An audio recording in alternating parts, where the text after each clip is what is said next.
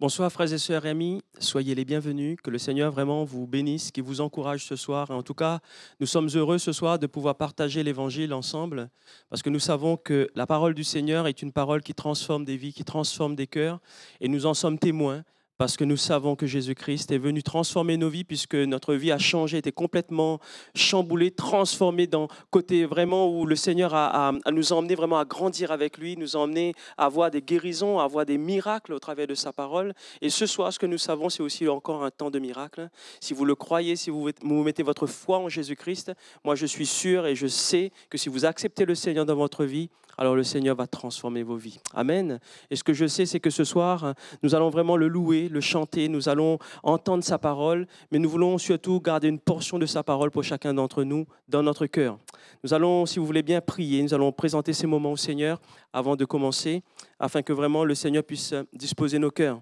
Seigneur, je veux te dire merci pour mes frères et sœurs, merci Seigneur pour ceux qui peut-être viennent pour là où les premières fois entendre ta parole vraiment sur ce site, Seigneur, que tu puisses vraiment les emmener, Seigneur, à pouvoir voir, Seigneur, ta main en l'œuvre dans leur vie. Ce que je sais, c'est que, Seigneur, tu te révèles à nos cœurs et tu peux te révéler à un cœur ce soir qui cherche, Seigneur, ta présence. Je te dis merci parce que tu es vivant. Merci parce que tu connais toutes choses. Merci parce que tu connais toute situation. Et ce que je sais, c'est que, Seigneur, tu nous donnes le moyen de pouvoir nous en sortir. Alors, Seigneur, ce soir, nous présentons vraiment ces moments, que ce soit vraiment une soirée différente parce que, Seigneur, l'évangile va être annoncé, parce que, Seigneur, tu vas trouver un cœur ce soir et tu vas emmener vraiment à ce que nous puissions vraiment, Seigneur, vivre pleinement, Seigneur, ta présence dans notre vie. Alors que ton nom soit béni, que ton nom soit glorifié durant cette belle soirée et vraiment, Seigneur, visite chacune des maisons ce soir. Amen. Voilà, nous allons chanter ce chant qui dit « Nous voulons voir Jésus élevé ». Est-ce que vous voulez voir Jésus élevé dans votre maison, là où vous êtes ? De le voir vraiment, que son esprit puisse vraiment travailler notre cœur et qu'ensemble, nous puissions vraiment sentir la présence du Seigneur parce qu'il est là, parce qu'il est présent et parce qu'il vous aime. Amen.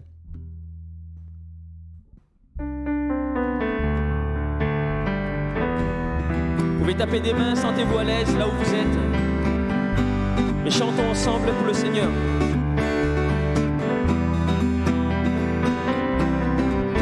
Ensemble. Nous voulons voir Jésus élevé comme un étendard sur ce pays pour montrer à tous la vérité et le chemin vers le ciel. Nous voulons voir Jésus élevé comme un étendard sur ce pays pour montrer à tous la vérité et le chemin vers le ciel. Nous voulons voir, nous voulons voir, nous voulons voir Jésus élevé. Nous voulons voir Jésus, nous voulons voir Jésus, nous voulons voir Jésus élevé. Pas à pas, allons de l'avant, peu à peu gagnons du terrain. La prière est notre puissance, les murailles s'écroulent à terre, à terre, à terre, à terre. Nous voulons voir Jésus élevé comme un étendard sur ce pays pour montrer à tous la vérité et le chemin vers le ciel. Nous voulons voir Jésus élevé comme un étendard sur ce pays pour montrer à tous la vérité et le chemin vers le ciel. Nous voulons voir, nous voulons voir, nous voulons voir, nous voulons voir Jésus élevé. Nous voulons voir Jésus, nous voulons voir Jésus, nous voulons voir Jésus élevé. Pas à pas, allons de l'avant, peu à peu gagnons du terrain. La prière est notre puissance, les murailles s'écroulent à terre, à terre, à terre, à terre. Alléluia. les murailles s'écroulent à terre. Moi, ce que je sais, c'est que si tu as besoin vraiment que le Seigneur intervienne dans ta vie, ce soir, tu peux prier par la foi et dire, Seigneur Jésus, je veux que tu viennes dans ma vie. Donne-moi vraiment de pouvoir expérimenter, Seigneur, avec toi, soit une guérison, une délivrance quelconque. Moi, ce que je sais, c'est que Jésus-Christ est vivant. Et parce qu'il est vivant, je n'ai rien à craindre. Ce que je sais, c'est que chaque jour que Dieu fait, je suis entre ses mains. Il tient ma vie, mais il tient ma vie pas pour une journée, pas pour un mois, pas pour une année, mais il tient ma vie pour l'éternité. Et nous allons le chanter ensemble, si vous voulez bien, ce chant qui dit « Par ce qu'il vit, je n'ai rien à craindre, parce que mes lendemains sont assurés. » Alléluia.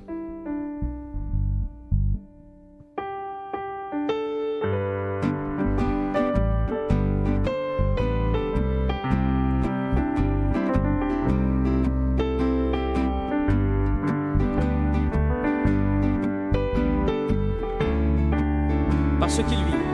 Parce qu'il vit, parce qu'il vit, je n'ai rien à craindre. Mes lendemains sont assurés entre ses mains. Il tient ma vie pour ce temps et l'éternité, je sais qu'il vit. Ensemble les sœurs. Parce qu'il vit, je n'ai rien à craindre. Mes lendemains sont assurés. Les frères avec moi. Entre ses mains, il tient ma vie pour ce temps et l'éternité. Je sais qu'il vit ensemble. Parce qu'il vit, parce qu'il vit, je n'ai rien à craindre. Mes lendemains sont assurés entre ses mains. Il tient ma vie pour ce temps et l'éternité. Je sais qu'il vit. Amen. Alors marchez avec foi, marchez avec assurance, parce que Jésus-Christ est vivant. Amen. Nous allons continuer avant de laisser la place à notre frère, notre pasteur Jean-Pierre Perrin pour la parole du Seigneur. Ce chant qui me rappelle que Jésus est mort à la croix pour moi, que tous mes péchés ont été effacés. Je voudrais vraiment le chanter comme une prière, l'adresser au Seigneur.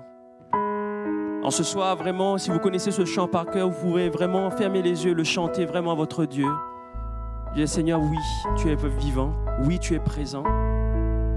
Oh Seigneur, alléluia. Oh Jésus.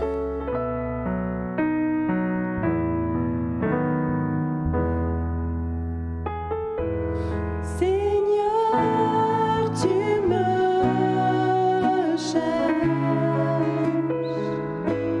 tu me connais.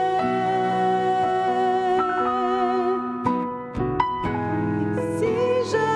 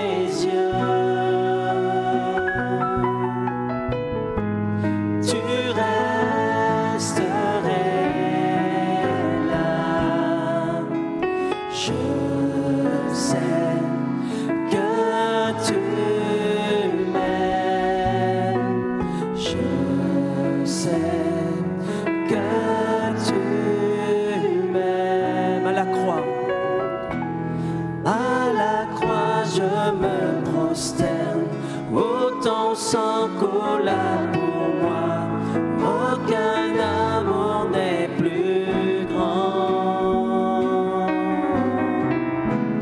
Dieu a gagné sur la mort, ta gloire remplit les lieux très hauts, rien ne peut nous séparer. C'est vrai, Seigneur, rien ne peut nous séparer. Tu as donné ta vie à la croix par amour pour chacun d'entre nous. Ce soir, nous voulons entendre ta parole, Seigneur. Viens nous donner, Seigneur, vraiment cette parole dont nous avons besoin pour avancer, pour pouvoir vivre le miracle, Seigneur, que tu as déjà accompli d'avance, alors que ton nom soit béni. Amen. Amen. Amen. Voilà, gloire au Seigneur, de pouvoir à nouveau partager ensemble la parole de Dieu. Et j'aimerais vous lire un verset qui se trouve dans le livre d'Esther. J'encourage chez vous à lire ce livre d'Esther en entier. Mais là, on va lire juste un verset au chapitre 9 et au verset 1er. Il est dit: au 12e mois, qui est le mois d'Adar, le 13e jour du mois, jour où devait s'exécuter l'ordre et l'édit du roi, et où les ennemis des Juifs avaient espéré dominer sur eux, ce fut le contraire qui arriva, et les Juifs dominèrent sur leur ennemi. Amen. Voilà un passage qui concerne le peuple juif, un récit qui remonte à près de 25 siècles.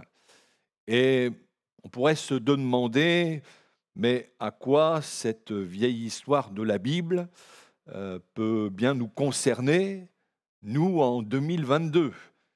Mais nous devons savoir que la Bible, qui est la parole de Dieu, est toujours d'actualité. C'est vrai, ce monde a bien changé au cours des siècles, il s'est modernisé. Mais l'être humain, au plan moral et spirituel, a toujours les mêmes besoins. Et encore aujourd'hui, même en 2022, l'être humain a toujours autant besoin de paix intérieure. Il a besoin d'amour, il a besoin de bonheur, et surtout, il a besoin de salut, de pardon. Et l'Évangile, qui est la bonne nouvelle de Jésus, eh bien, répond parfaitement à ces besoins du cœur. Les modes, les idéologies peuvent passer, mais l'Évangile demeure indémodable. C'est un message qui est toujours aussi efficace. Et c'est ce message que nous voulons encore proclamer en ces instants. Jésus encore aujourd'hui sauve, Jésus pardonne, Jésus guérit, Jésus libère. Voilà le message dont nos contemporains ont encore besoin d'entendre. Et dans cette lecture, surtout retenir la fin de ce verset où il est dit que c'est le contraire qui arriva. Et derrière ce contraire, on y voit en fin de compte la main de Dieu qui va agir en faveur de son peuple. J'aimerais vous parler en ces instants de ce Dieu de la Bible qui est capable de changer les situations qui, à vue humaine, semblent impossibles à changer. Ce Dieu du contraire, un Dieu qui n'est pas perdu dans les nuages, mais qui nous aime, qui s'intéresse à nous, qui nous veut du bien et qui est capable de changer des situations improbables, comme c'est le cas dans ce récit. On peut dire que cet événement, et c'est pour ça que je vous encourage à lire ce livre d'Esther, c'est un événement décisif dans l'histoire du peuple juif, puisque on avait programmé l'extermination de ce peuple. On est là au temps du roi Assuérus, qui régnait sur le royaume de Perse, et qui avait pour premier ministre un homme nommé Haman, et qui avait une haine terrible pour les Juifs, et particulièrement à l'égard d'un Juif nommé Mardochée, qui avait refusé en son temps de se prosterner devant lui. Et pour se venger, eh bien, il voulait détruire le peuple de Mardochée, donc le peuple juif, et il avait réussi à convaincre le roi Assuérus de publier un décret ordonnant l'extermination de son royaume en un seul jour et à une date précise, tous les Juifs, sans exception, hommes, femmes, vieillards, enfants. Et bien évidemment, un tel récit nous rappelle ce qui s'est passé avec Hitler. Haman, lui aussi, avait préconisé la solution finale pour les Juifs. Et malheureusement, encore aujourd'hui, on le voit dans ce monde, des grands de ce monde sont capables de commettre les pires des atrocités. Le cœur de l'homme n'a pas changé. Mais Dieu va veiller miraculeusement sur ce peuple. Et on peut imaginer la frayeur de tous ces Juifs quand ils ont appris ce décret de mort, l'angoisse qui les a saisis. Et dans leur détresse, la Bible nous dit qu'ils ont jeûné, sous-entendu qu'ils se sont tournés vers Dieu, qu'ils ont crié à lui, demandant de lui faire grâce. Et au psaume 34, il est dit « Quand un malheureux crie, l'Éternel entend et il le sauve de toutes ses détresses. » Et Dieu a entendu le cri de ces malheureux et il va intervenir miraculeusement en faveur de ce peuple. Et voyez-vous, alors qu'Haman avait programmé l'extermination des Juifs, qu'il avait élaboré tout un plan, il avait même fait faire une potence pour faire pendre Mardochée, eh bien, en fin de compte, tous ces projets malveillants se sont retournés contre lui. Et c'est lui qui a fini par être pendu à cette potence. Et tous ceux qui avaient voulu s'en prendre au peuple juif, eh bien, ont été vaincus. Il est dit, les ennemis des Juifs avaient espéré dominer sur eux, ce fut le contraire qui arriva. Ce fut le contraire. C'est Dieu qui, par la bouche du prophète Malachie, dira « Je suis l'Éternel qui ne change pas ». Et parce que Dieu ne change pas, eh bien, encore aujourd'hui, nous pouvons être au bénéfice de ce Dieu du contraire, de ce Dieu qui a la puissance de changer des situations qui, à vues humaines, semblent irréversibles. Il peut changer le mal en bien. Les circonstances défavorables peuvent devenir favorables. Les projets malveillants des hommes peuvent être changés et c'est le contraire qui se produit. On a l'exemple dans les Actes des Apôtres de Saul de Tarse, un persécuteur de l'Église. On trouve ce récit au chapitre 9 des Actes des Apôtres.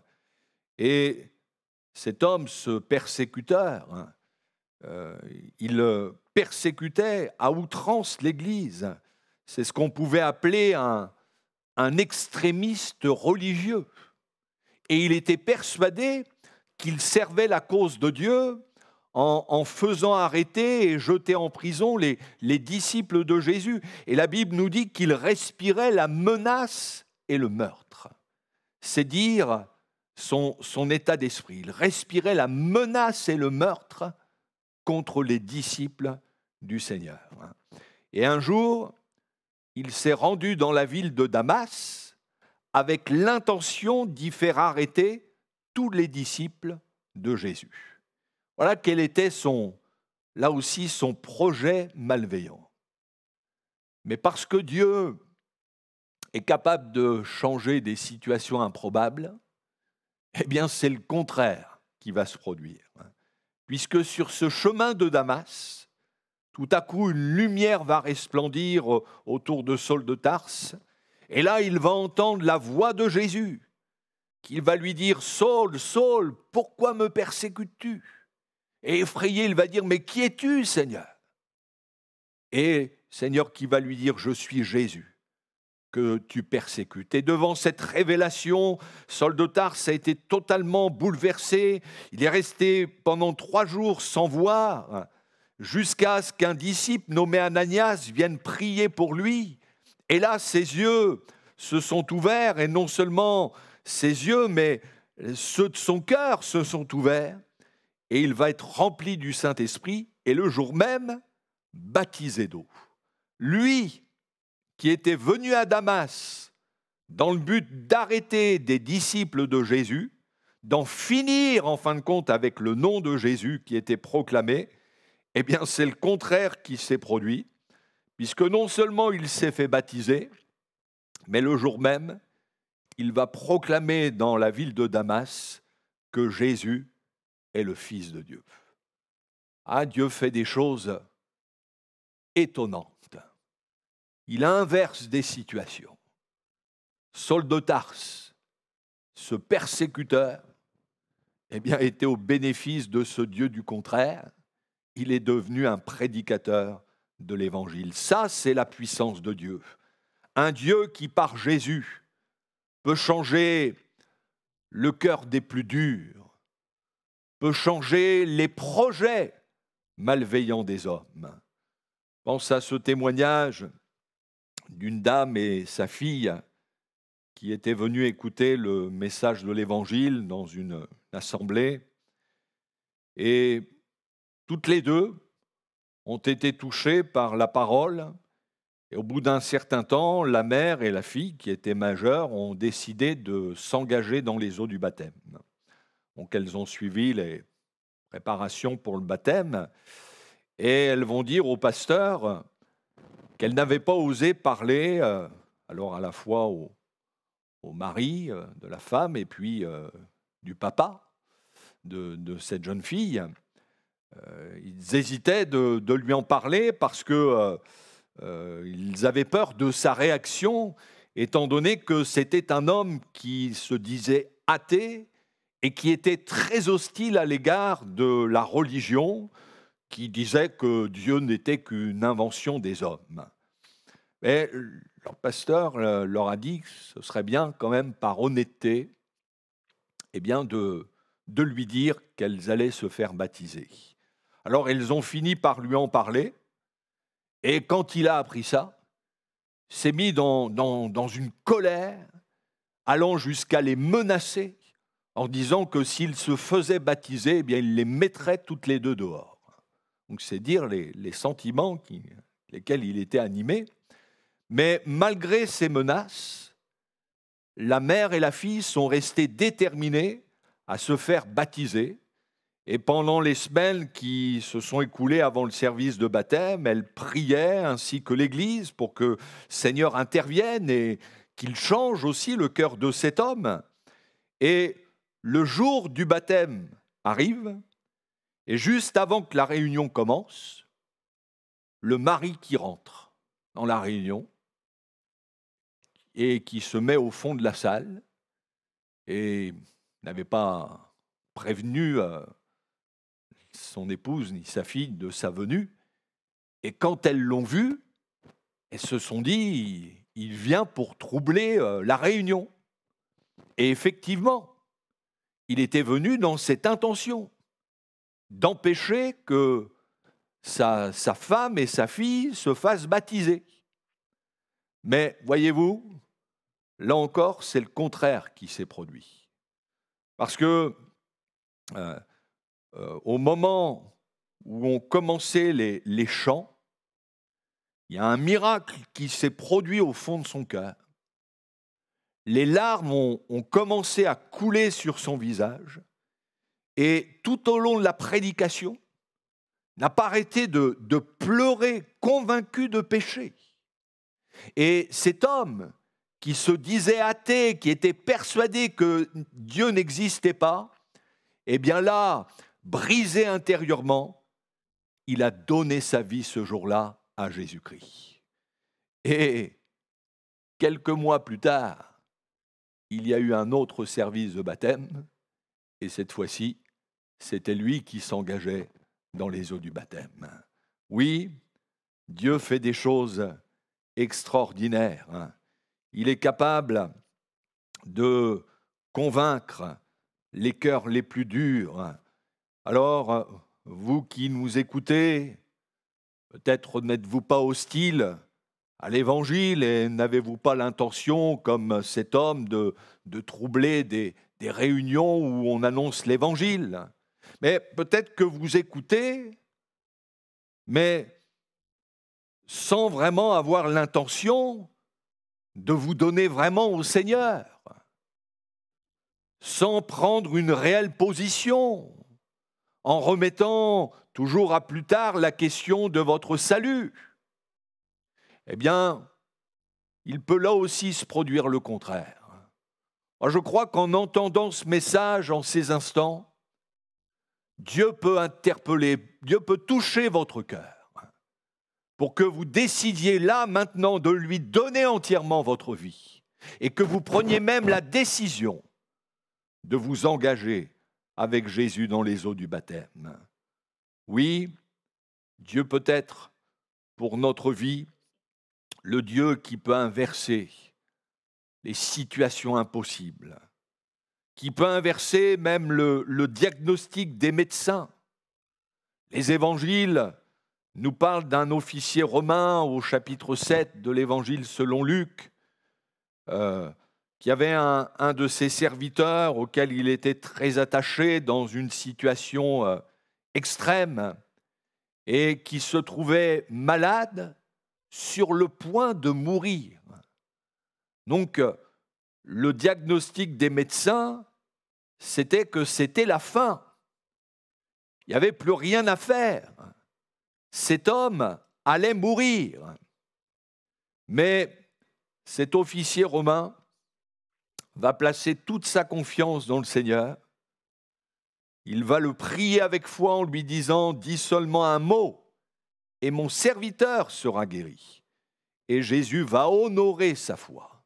Et quand il va retourner chez lui, quand il arrive, il aperçoit que son serviteur n'est pas mort, mais il va faire l'expérience qu'avec Jésus, eh bien, c'est le contraire qui arrive quand on se confie en lui, et il va trouver son serviteur en parfaite santé.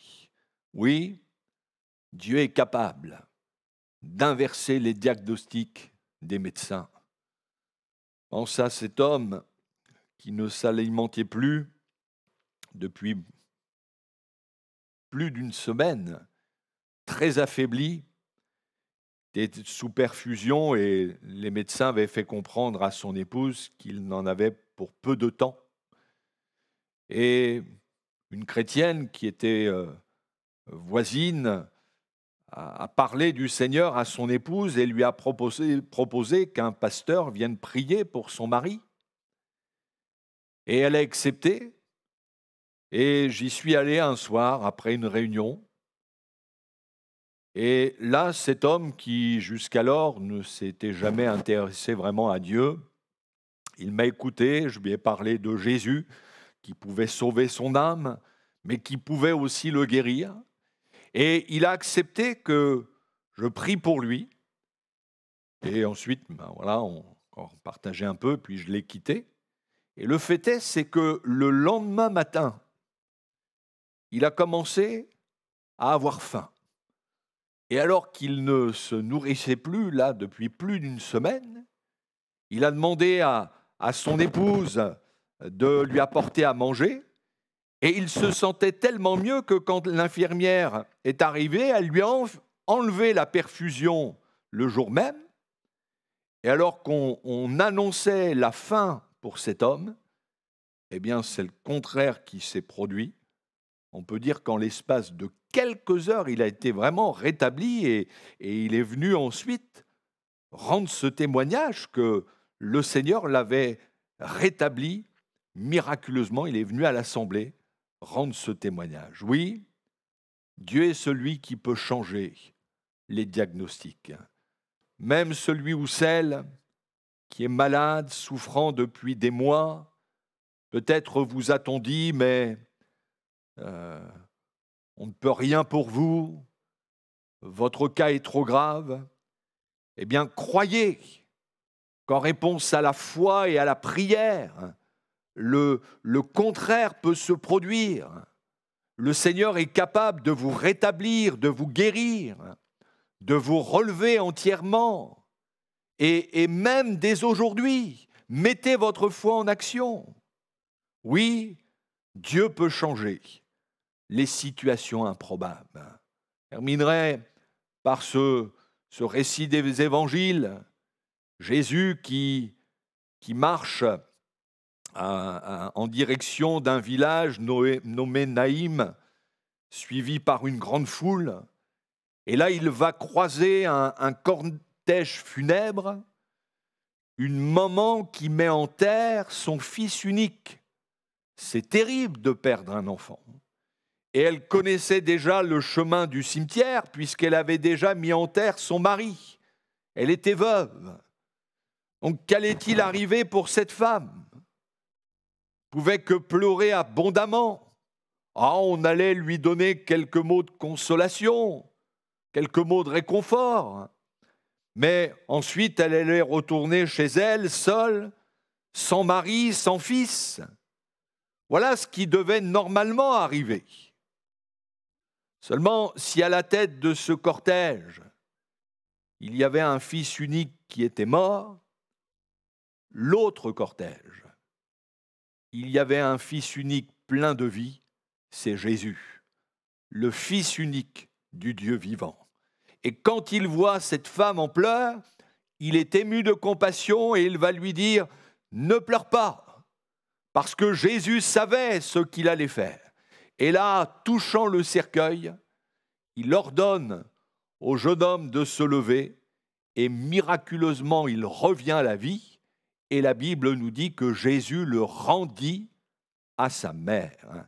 Et là, on s'aperçoit que c'est le contraire qui vient d'avoir lieu. C'est plus la peine de se rendre dans le cimetière, puisqu'il n'y a plus personne à enterrer. Ce jeune homme est revenu à la vie. Et en fin de compte, de deux cortèges, il n'y en a plus qu'un, puisque la mort a fait place à la vie. Les larmes, la tristesse ont fait place à la joie. La solitude a fait place à un fils retrouvé. C'est tout le contraire qui vient de se produire. Vous savez, on dit parfois devant certaines situations, c'est mort. Il n'y a plus rien à faire. Là, c'est terminé. Là, non, m'en sentirai pas, c'est mort. Eh bien, j'aimerais vous dire que face à tout ce qui est mort, Jésus peut nous dire, je suis la résurrection et la vie.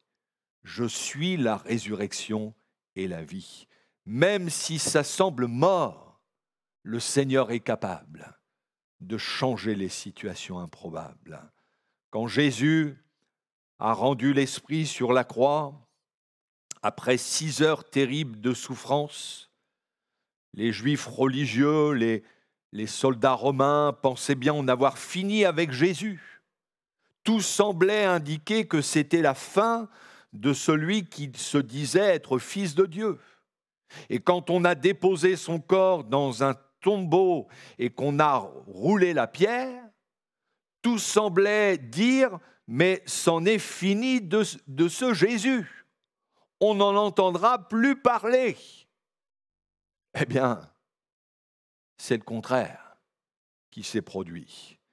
Puisque le dimanche de Pâques, la pierre a été roulée, révélant un tombeau qui était vide et qui l'est resté depuis plus de 20 siècles, parce que Jésus est vivant. Jésus est vivant, il est toujours le même. Alors c'est en lui qu'il faut placer toute votre confiance. dans ce Dieu qui peut changer les situations les plus improbables, les situations impossibles, qui peut intervenir là dans votre santé, dans vos problèmes familiaux, mais avant tout pour le salut de votre âme. Sans Jésus, vous allez sur un chemin qui mène à la perdition, qui mène vers l'enfer. Mais si en ces instants, vous vous tournez vers Jésus, eh bien c'est le contraire qui va se produire. C'est vers le ciel que vous allez aller, vers la gloire céleste, avec l'assurance du salut de votre âme. Oui, placez votre confiance dans ce Dieu du contraire, dans ce Dieu qui est capable de changer les situations impossibles. À lui soit toute la gloire. Ah Seigneur, gloire te soit rendue. C'est vrai que tu es le Tout-Puissant et nous ne voulons pas te limiter, mais nous croyons qu'encore en ces instants, ceux et celles qui placent en toi leur confiance peuvent voir leur vie changer, transformer. Ceux qui ont peut-être dit « c'est mort, ça ne changera pas », eh bien Seigneur, qu'ils aient l'audace de croire que tu peux changer la situation, que tu es le Dieu qui peut inverser les diagnostics du médecin, qui peut inverser une situation familiale. Oh Seigneur, interviens. Seigneur, même les cœurs les plus durs, ceux qui n'avaient pas l'intention de se donner à toi, eh bien tu peux en ce moment même les toucher, leur faire réaliser que tu veux les sauver, les attirer à toi. Oh, merci pour ton œuvre, au nom de Jésus. Amen. Amen, alléluia.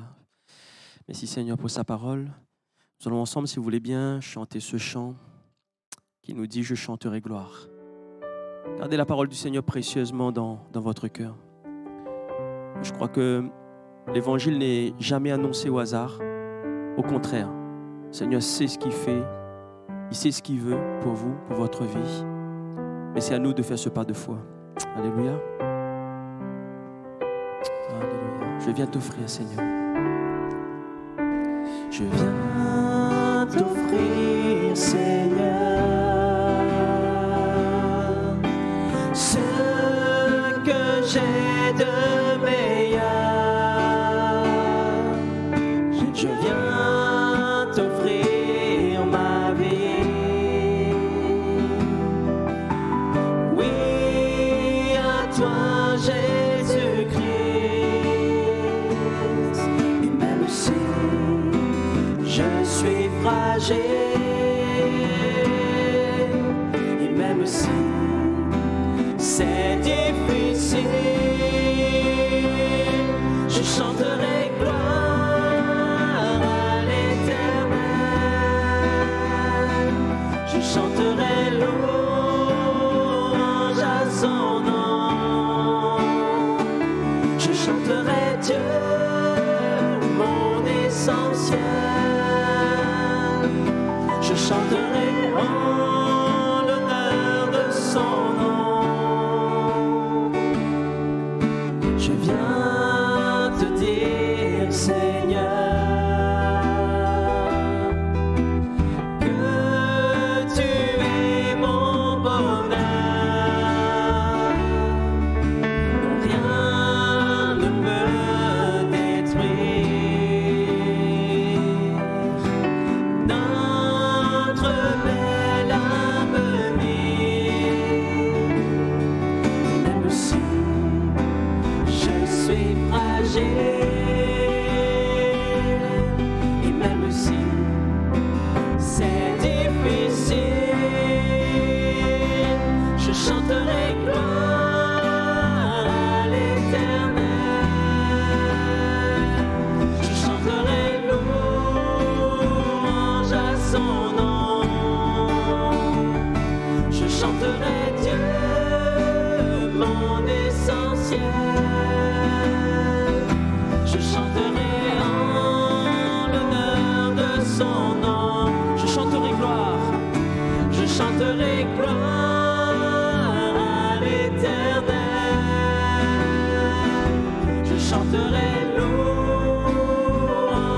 son nom. Je chanterai Dieu, mon essentiel. Je chanterai en l'honneur de son nom. Toute ma vie, toute ma vie, je redirai que tu as donné ta vie. Toute ma vie, je redirai que tu as payé le prix. Toute ma vie, je redirai que je ne vis que pour lui. Je chanterai gloire à l'Éternel. Je chanterai louange à son nom. Je chanterai Dieu, mon essentiel.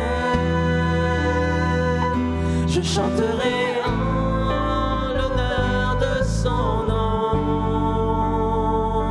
Je chanterai gloire à l'Éternel. Dites au Seigneur, je chanterai louange à son nom. Je chanterai Dieu, mon essentiel. Je chanterai en l'honneur de son nom. Alléluia. Amen. En tout cas, que le Seigneur vous bénisse, qu'il vous encourage. Voulons vous rappeler quelques annonces. Donc, demain après-midi, nous avons la réunion d'évangélisation, donc jeudi après-midi à 14h30. Et demain soir, nous avons notre réunion de prière à 19h. Donc, venez, frères et sœurs, c'est des combats gagnés d'avance, puisque c'est Jésus-Christ qui combat pour nous. Et ce que je sais, c'est que nous avons besoin de venir en sa présence pour être ensemble, pour pouvoir partager ensemble vraiment les fardeaux des uns et des autres, de pouvoir les placer ensemble au pied de la croix, et de repartir vraiment avec un cœur léger, libéré, guéri. Alors venez, frères et sœurs, jeudi soir à la réunion de prière. Vendredi soir, nous avons une exhortation à 21h. Nous encourager vraiment à tenir bon et ferme dans la foi. Et vous pouvez aussi transmettre à votre entourage vraiment ce message. Dimanche, nous avons notre culte, donc à 10h pour ceux qui viennent en présentiel et à 10h30 pour ceux qui ne peuvent pas venir et qui le suivent par Internet. Voilà, que le Seigneur vous bénisse et que vraiment, toute cette fin de semaine, vous puissiez réaliser que Jésus-Christ veut vous bénir, veut vous emmener vraiment à témoigner de sa puissance, de sa présence dans votre vie, dans votre famille, dans votre cœur. Alors vraiment, gardez cette parole que vous avez reçue ce soir et que le Seigneur vous bénisse. Nous allons prier, si vous voulez bien, avant de se séparer. Seigneur, je veux te dire merci pour l'Évangile. Merci pour ta parole. Parce que Seigneur, c'est vrai, elle est précieuse pour notre âme, elle est précieuse pour notre vie. Et ce que je sais, Seigneur, c'est que ce soir, ta parole n'a pas été annoncée en vain. Parce que ce que je sais, c'est qu'il y a eu un cœur, au moins un cœur qui avait faim et soif d'entendre ta parole. En tout cas, moi, ce que je sais, c'est que, Seigneur, tu nous fais du bien par ta parole. Et tu nous emmènes à te toucher vraiment, Seigneur. Nous avons vraiment, Seigneur, ressenti, Seigneur, ta présence. Et je te dis merci parce que tu es là. Merci parce que tu mets la paix dans nos cœurs. Merci parce que cette soirée, c'est une soirée bénie de ta part. Alors Seigneur, que ton nom soit béni et que tu puisses être glorifié, Jésus-Christ. Amen. Bonne soirée et que le Seigneur vous bénisse.